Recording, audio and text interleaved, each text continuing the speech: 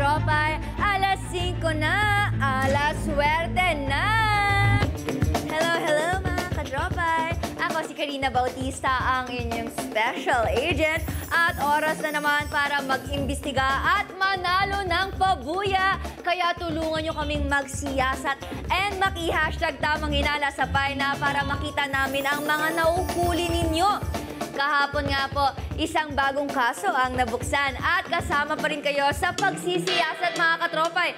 Mas matindi din ang ating bagong mga pabuya basta tama ang hinala ninyo. Bawat kutob nyo ay maaaring makapagpanalo sa inyo ng 4,000 pesos. At kung tama naman ang hinala nyo kung sino ang salarin, sa inyo ang pabuyang 10,000 pesos. Ngayong linggo, may 3 tanong akong ibibigay sa inyo na konektado sa ating kaso. At kapag tama ang hinala mo at nakapagbigay ka ng tamang sagot, mapapasama ka sa pipiliin ng randomizer at maaaring manalo ng papremyo. Kashing! Oo, isa ang mananalo ng 4,000 sa round 1. Isa ang mananalo ng 4,000 sa round 2. At kung tama ang hinala mo kung sino ang salarin at nasagot mo ng tama ang huling tanong, pwede kang manalo ng 10,000 pesos. Grabe, 10,000 guys! Nakakaloka pang long weekend nyo na to. Kaya ngayon pa lang pumunta na sa pi.com.ph, mag-login o mag-register at kumplituhin na ang profile at makipindot panalo na. Again, pi.com.ph. Ayan po, login na po kayo mga katropay. Bilis na. Promise ko sa inyo, 10,000 pesos. Sobrang worth it na to. Pero bago kayo makisagot at manalo, abangan din ang mga espesyal na mga tanong natin mamaya sa ating chat box na tutulong sa inyo sa pagkalap ng ebidensya. Kaya naman, ituloy na natin agad ang investigasyon. Sino nga ba ang zombie sa mga suspect na sina Jenica Garcia, Iya Mina, Nonong Balinyan, at Marlo Mortel? Simulan na natin alamin kasama si guest investigator, Bayani Agbayani. Let's go!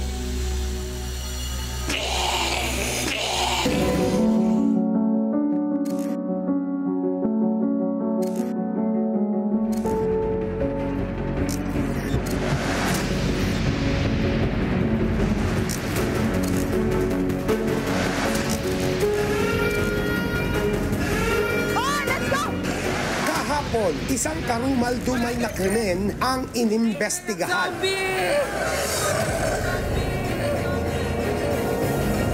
Apat na suspek ang ating nakilala. May nakagat ang zombie na ito. Isa sa inyo yon. At siya ay pwedeng makahawa sa inyong lahat. Para matuntun kung sino ang salarin, kailangan nilang dumaan sa mga fact-finding missions habang inaatake ng mga zombie. Ayan na! Ayan na! Ayan na! Ayan na! Dahil nagtagumpay sa unang misyon, nakuha nila ang unang impormasyon tungkol sa salarin. Ito siya kilala pero base sa dugo niya, siya ay type O. At nabuo rin ang una nilang pagdududa. Alam ko po ay si Kuya Nonong. Piling ko si Jenica. Hala! Talaga? Feeling ko si Jenica. Jenica rin. Medyo may point si Mamo dun sa... Kumbaga parang naitatago niya yung sekreto dun sa mga emosyon niya. Sa ikalawang misyon, naging magkapare sina Jenica at Nonong. Kalaban sina Iya at Marlo para makuha ang susunod na ebidensya. Ang sabi ko, hindi kaya isa sa kanila dahil dinidelay nila yung pagkuha. Meron siyang kambing.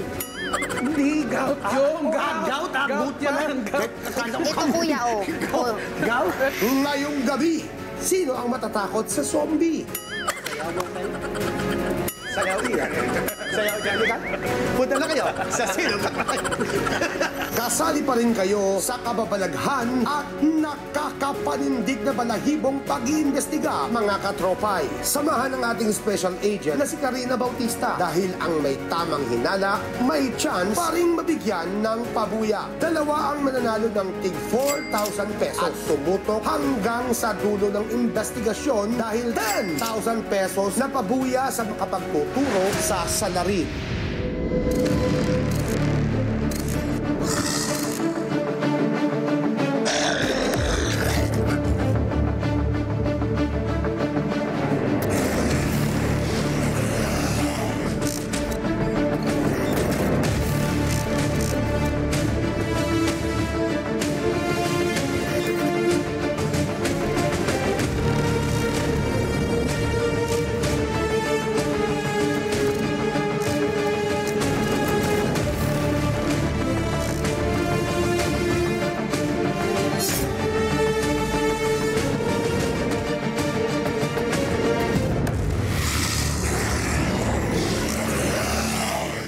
Dahil sina Nonong at Jenica ang nagtagumpay sa second mission, nalaman nila ang ikalawang impormasyon tungkol sa salarin. Kaya niyang indahin ng nakita na medical records na meron siyang gout.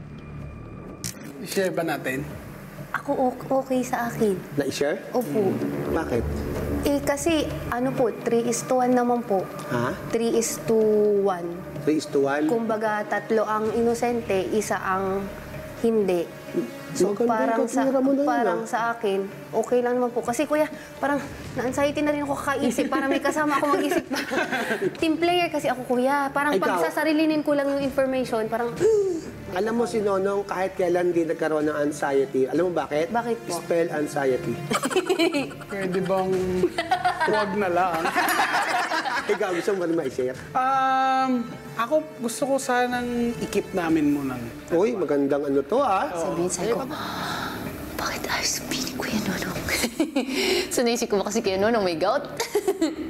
Ako gusto pag-usapan kong niyo maigi. ikip dahil parang mas malalaman namin dalawa kung sino nga ba yung... kasi pag binigay na namin yung impormasyon, Kung sino yung salarin. baka magbago pa siya eh. Kumbaga parang may lead na kami, baka pag nalaman niya kung ano yung nandyan, pwede pa siyang magbago ng postura, o technique. Kung ika yung lakad niya, Oo, tuwid niya. tumawid, oo. Kasi tama may gout eh. Oo, pwedeng ganun kasi yung mga... So ano ang decision? Bato-bato, pick. Hindi ko alam. Bato pick na lang. Sige, 1 to 100. Bato, pick. Okay. O, tatawagin ko na yung dalawa. Lagi. Pumasok na ang dalawang suspect, Iya and Marlo. Ayun na sila. Ano si Marlo? Ay, si Marlo. Ba't pa sinaka ka na?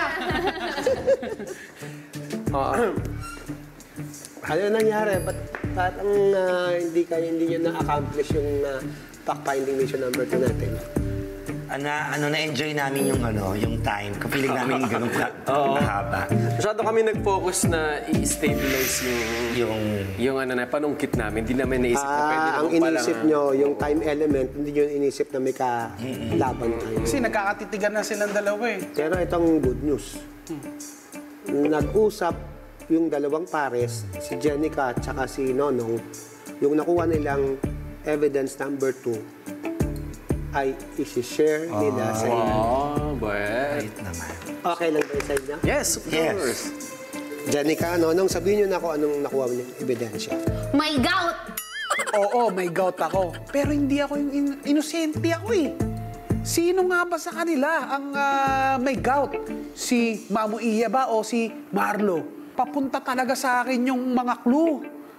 Sabi ko, paano ko maililihis to na hindi ako yung paghinalaan nila?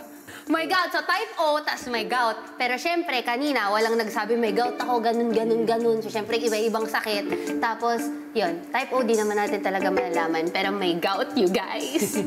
Oh! Ayan. Let's go. Napigil Type yun. O, Yes. then may gout. Yes. At natawa at natuwa ka. Hindi kayo natuwa ko. Pili ko may kakampi ako ba? Pili ko may kakampi ako. po, ganun yung feeling. Kasi baka lang hindi ko kaya sarili nila yung information eh. Baka lang kapag may nagkakasakit na tao yung natutuwa ka. Tuwang-tuwa ka na may sakit na may gas. Ano naman? Baka nagbago ang isip nyo tulad ng itinuro nyo kanina doon after ng mission na number 1 natin. Opo. Ngayon, tingnan natin, baka nagbago yung mga pananaw nyo kung sino yung salarin. Opo. Unahin naman natin kay Marlo. Marlo, Yes. bigay mo yung dahilan mo at ituro mo kung sino sa palagay mo ang salarin. Feeling ko sinonong pa rin for me. Ganun pa rin, katulad dati. Same pa din ako. Bakit? Sinonong pa rin. Kasi, Dahil dyan? Dahil dyan? Ito na, ulitin mo nga. Tingin ko sinunong pa rin. Pwede ba dito sa mesa? Uy! Kaya mo galing. Ang galing. Ang galing mo. Pero pinipilit yung sakit. Siyempre. Ang galing. Ikaw, Nonong. Dahil sa nakuha namin, usually ay nakukuha, ang gout ay panghalos lalaki lamang. Ano? Hindi ko nga intindihan sinabi. Dahil sa nakuha namin, Dahil sa nakuha namin at nakita ko ebidensya, yung ebidensya at may nakasulat na gout, usually ang gout ay panglalaki lamang. pang lalaki. Oo. So ang pinipili ko, si Jenica. Hindi! Ikaw na Marlo. babae yan. Hindi, si Marlo. So, binalik mo sa kanya? Binalik ko kay Marlo. Kasi pakiramdam ko siya to. Ayan, Yung moments na to. Uy! Umikot din, Okay na, okay na. So, ang tinuro ni Marlo si Nonong, ang tinuro ni Nonong si Marlo. Ikaw, Iya. gout. Pili ko si Mark. Bakit? Si Marlo, may gout? O kasi wala naman pinipiling edad Totoo. ang gout. Wala edad. Si Marlo? Dahil? Pili ko siya, may sakit kang gout. Aminin mo na kasi. Aminin mo na kasi. Ang hirap pala maging doktor nito kaya.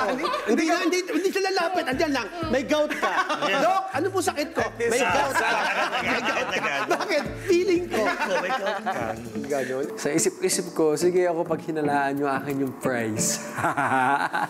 Kaya ikaw, Jenica, nagbago ba yung pananaw mo ng mission number 1? Baka si Ate Iya ko. Sa Ate Iya. Opo.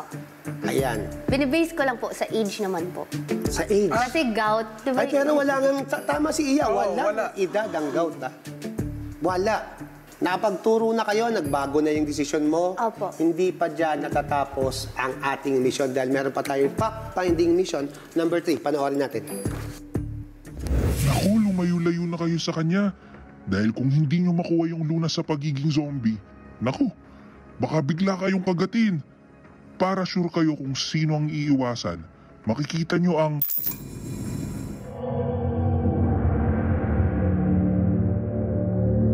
Yun, makikita nyo ang...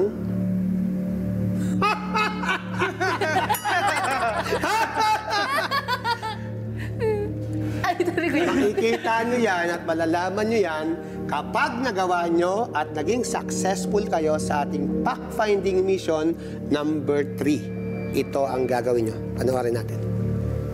Sa Scene of the Crime ay matatagpuan ang isang journal na naglalaman ng antidote o lunas para sa kagat ng zombie. Nakasulat dito ang kung paano matitimpla ang antidote at kung saan ito mahanap. Kapag mainit na ito, kailangang dahan-dahang maibuhos ito sa ebidensyang nababalot sa makapal na mantika para ma-reveal ang ebidensyang laman nito.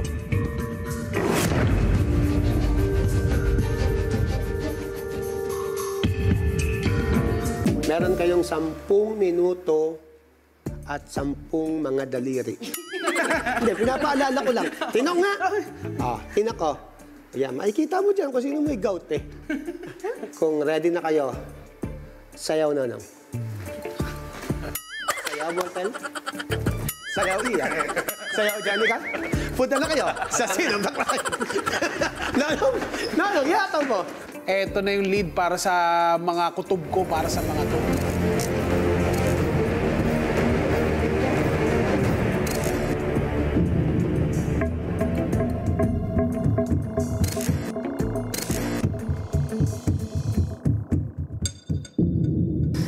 Nakakatakot yung ganito, no? Yung Yung mga ganyang higaan na. Oo, Ito tayo. Uy, wow. Ito yung journal. Basahin. Hots. Pwede na bang Mamaya pa basahin? hanapin. Hots. Excited. Ito yung favorite kong subject ng chemistry. Talaga, chemistry. Bagsak ako sa yun yan. chemistry eh. Experiments. Chemistry, physics. High school.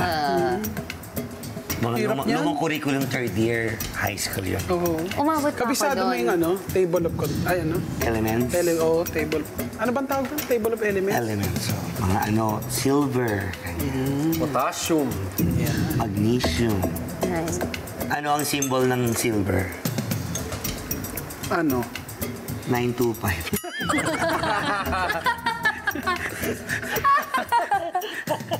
Ano? AG ba o AU? AU ang Alam gold. na. Yes. Alamin nyo na, tingnan nyo na. Kung sino yung salarin at kung sino yung hindi, yung inosente. Kasi kung hindi nyo gagawin yun, wag na tayo mag-uusap. Ikaw, anong favorite mong subject ng high school? Siyempre. Hindi, gusto ko talaga math. Matalino, matalino.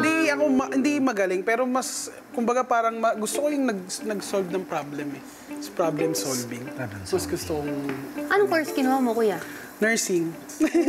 Hindi, kumbaga parang, dahil uso yung nursing dati. Ay, sobrang Kaya uso yun nun. mo Sobrang in ginawa. demand ng panahon.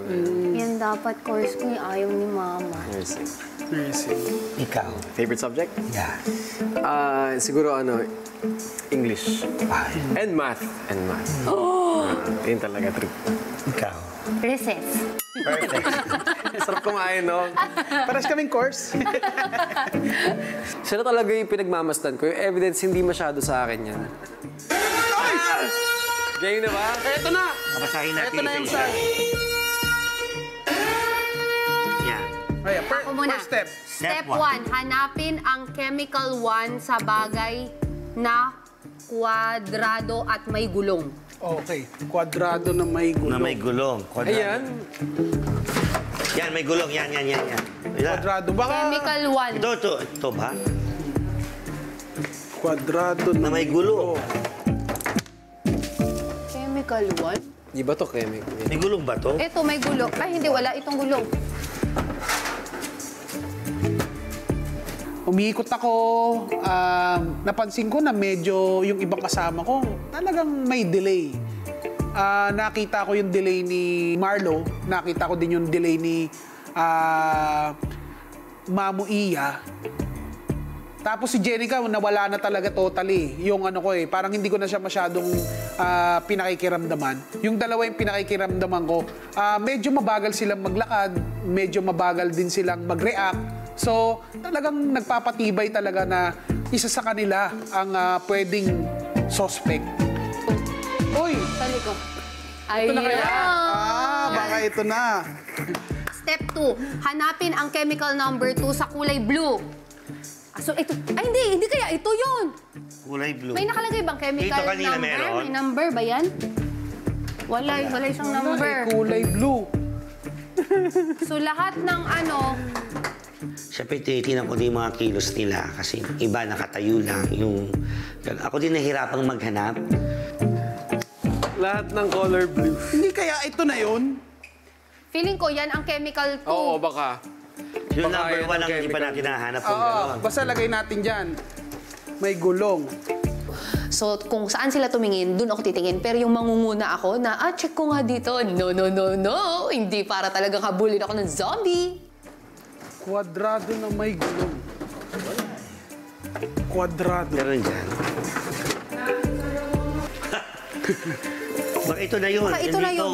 Dito na yun. Angat mo nga. Tinignan na natin yun. Baka pwede na mga ating Ayos. Ay, sorry. Walang laman eh. Ito! Ayun! Ito. Kwadrado. May napansin lang ako ng konti, yung si Nonong. Malapit na siya dun sa kulay blue na Pili ko bagal-bagalan, yung gano'n. Uma-acting ng mali. Nonong, mali yung acting mo.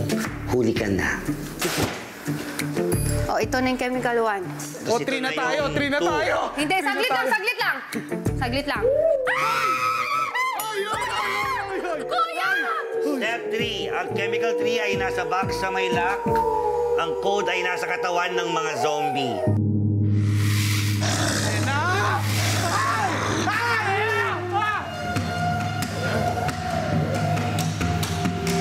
Nung lumabas na ang zombie, nakita ko na ang zombie. Siyempre, natakot ako, di ba? Pero this time, hindi na ako kasing gulat nung sa first.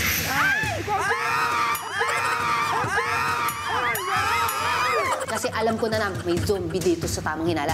So, ang ginagawa ko na lang po talaga, nakakapit ako kay Ate Iya, tapos in a way, kinakalma ko na yung sarili ko, ilabas mo si Lala, ilabas mo si Lala. Yung parang gano'n, yung wag mo silang tingnan.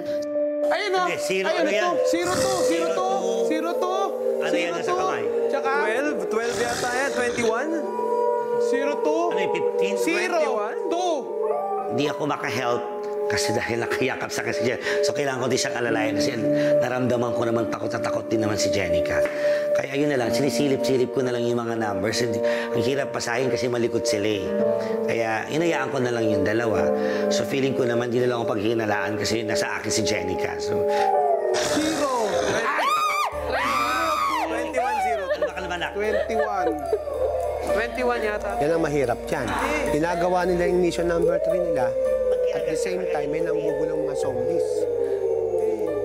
patingin ka ng kamay mo na. Ano ito yung chemical mo?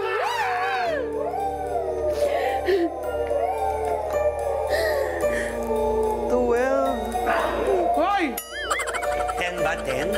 O Hindi ko kasi alam pa 15? 15? Try mo nga 15. 15-0-2.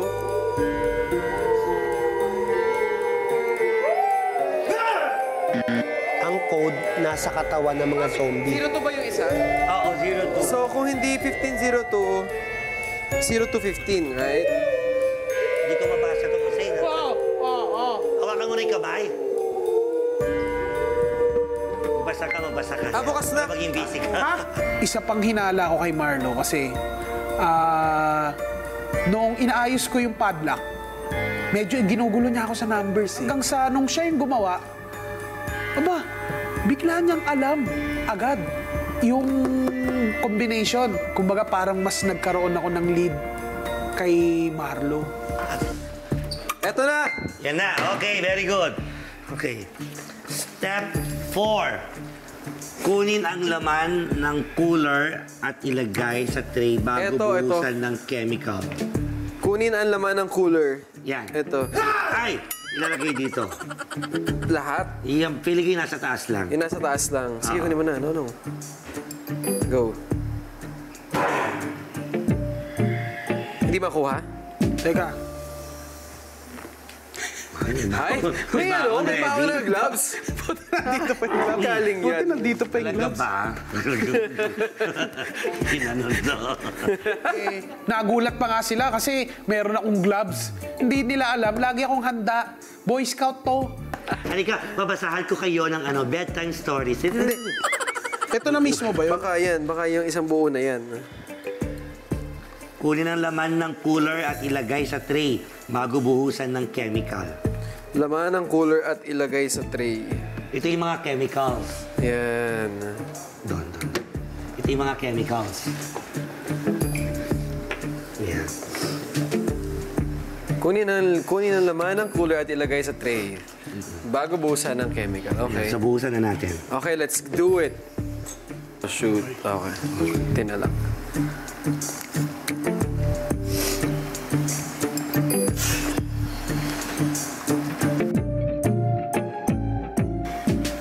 Yan. Matalino talaga, scholar. Oh! Ayun na, ako na yung nag-volunteer na i-pour yung hot na mixture dun sa, sa wax. Pero parang ang tagal kasi matanggal. Yun. Natutunaw siya.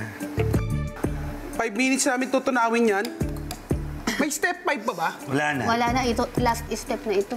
Wala na ibang panandok to. Ito lang yun.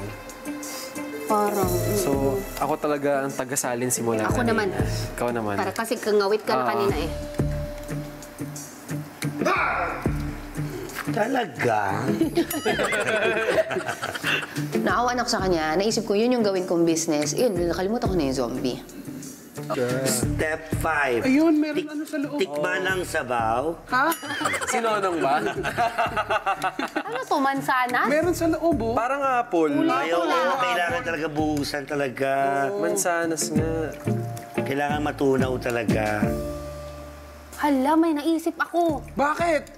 Si Kuya Nonong ito, apple, lechon! Ay, hindi! Hindi ba? Iba na ginagawa namin ngayon. Ito, okay, hati-hati Hala, na. si Kuya Nonong ata! Si Kuya Nonong ata ang guilty! Kung apple to, ano namang koneksyon ng apple? Oh, lechon. Sana sinabi nyo na lang na ako. At pinaulaan nyo pa. Tapos na. Kailangan ba natin talaga siyang makuha yung buong Yes, feeling ko. mansanas? Okay. Oo. Subuhatin ko na. Naghati pa silang dalawa ni Marlo, yung ganun. Ang tagal-tagal. So, wala naman na itutulong. Parang feeling ko parang nananadya na sila. Kaya, nag-offer ako na. Kaya binuhat ko na, nilubog ko na dun sa kumukulo para mabili. Kasi wala nang oras eh. Dagdag natin tubig. Oh, lagi. Ayan, ang galing. Yan, niluto na. Ganyan. Sarap, lutuin. Candied apples. Candied apples. Taray. For Nonong. Uy, excited na ako, mama! Pakiclear na po yung lamesa. Dapa! Joke ko lang yun, oy. Hindi ko lang alam kung ano. Let's go! 1 minute. Ayan na. 58 Ito naman, aalis naman na isa. 57 seconds. Pwede natin alisin ng ganito yung itsura kasi wala tayong dala. Pwede. Yan, pwede na tuklapin na lang. Pwede na Masasaktan. siguro Hindi, ito yan. na lang, ate. Huwag na yung kamay mo, please. Wala, baka maano ka. Ano na po? 46 seconds. Hindi, ito. 46 seconds. Hindi kaya. Masaktan ka eh. 46 seconds. Okay, konti na lang. Tuklapin na. Tuklapin na. Bakbakin na yan. Yun. Yan na. Uy, 20 seconds. Hirap. Go, ate. 20 seconds. Hawakan ko. Maka na lang. Baka pwede. na. Sige. Yan. Okay. Ayan Ay. ako. Diba, galing ko. Super, hindi lang ako paghinalaan kasi syempre, super gumagawa ako ng paraan para sa group. Ha? Tuklapin. May kagat. May kagat. Okay na. Yay! Abot sa oras. Uy, per. 2, 1. Yay! Bago ituloy ang masusing investigasyon, kumustahin muna natin kung kakagat ba ang mga katropay sa ating pabuya. Special Agent Karina, anong lagay dyan? Maraming salamat, Kuya Yani. Naku, nakuha na ng mga suspect ang huling ebidensya, mga katropay. At kitang-kita ang bite mark ng salarin. Kanino kayang kagat yon? May mga hula na ba kayo, mga katropay? Ayan, pwede nyo yung i-comment sa YouTube section natin. At pag-isipan ng mabuti ang hinala nyo dahil baka ikapanalo nyo yan ng 4,000 pesos. O kung hindi naman, baka sa'yo ang 10,000 pesos. Yes! Nag-e-enjoy ako magbigay ng pabuya. Yes! Sa ngayon, magbibigay muna tayo ng pabuyang 4,000 pesos kung masagot mo ng tama ang tanong na ito. Maaaring ikaw ang mapili ng randomizer at mabigyan ng pabuya, kaya punta na sa pi.com.ph dahil meron lang kayong 1 minuto para sumagot sa round na ito. Okay, ready na ba ang lahat? Heto na ang tanong. Sa pangatlong fact-finding mission, ano ang ebidensya na nakuha mula sa natunaw na wax? Mansanas, pustiso, tinapay, o lechon? Panalo ang may tamang hinala, kaya naman 1-minute timer starts now. Maghinala na. Oo, paalala lang, dapat ay mag-login na kayo sa pi.com.ph dahil sa tanong na to, isang lucky katropay ang mananalo ng 4,000 pesos. At abangan din ang mga susunod na katanungan dahil may ibibigay pa tayong 10,000 pesos, mga katropay. Kaya naman, Ngayon pa lang, pag-isipan nyo na ng mabuti. Vote na. Dito talaga, walang talo. Basta nanonood ka. Hindi talaga mahirap ang mga questions natin. Pero magagaling ang mga salarin natin, ang mga suspects, kumbaga, magtago ng mga, acting nila, di ba? Ngayon ba, sino-sino na nga ba ang mga hinala ninyo? Ako, alam nyo, grabe. Dapat di sumasayaw, no? I got you, sabi ng ating player na si Ate Jenica. O yan na, 8 seconds na lamang po mga katropa, vote na. Huwag kayong papahuli, sayang rin po ito, pang bakasyon nyo na rin po. Time's up. Maraming salamat sa lahat ng nakipindot, pero oras na para i-reveal kung tama ba ang hinala ninyo. Ang tamang sagot ay... mansanas! At sa mansanas na yan, nakita ang kagat o bite mark ng salarin natin. Sa mga nakahula ng tamang sagot, congratulations! Pindutin ang yes para makasali sa raffle. 10 ang mapipili via randomizer mula sa lahat ng nakapagbigay ng tamang sagot. Abangan rin ang mga pangalan nyo mamaya bago matapos ang ating show. Nako, mga katropay, eto. Kung first time mong sumali dito sa Tamang Hinala at hindi ka nakasagot ng tama sa una nating tanong, nako, huwag kayong mag-alala dahil may 2 chance pa para makakuha ng pabuya. O, di ba sabi ko sa inyo, kaya naman tumutok lang at makiimbestiga dahil susunod, isang katropay ulit ang mabibigyan ng 4,000 pesos. Magbabalik pa ang Tamang Hinala.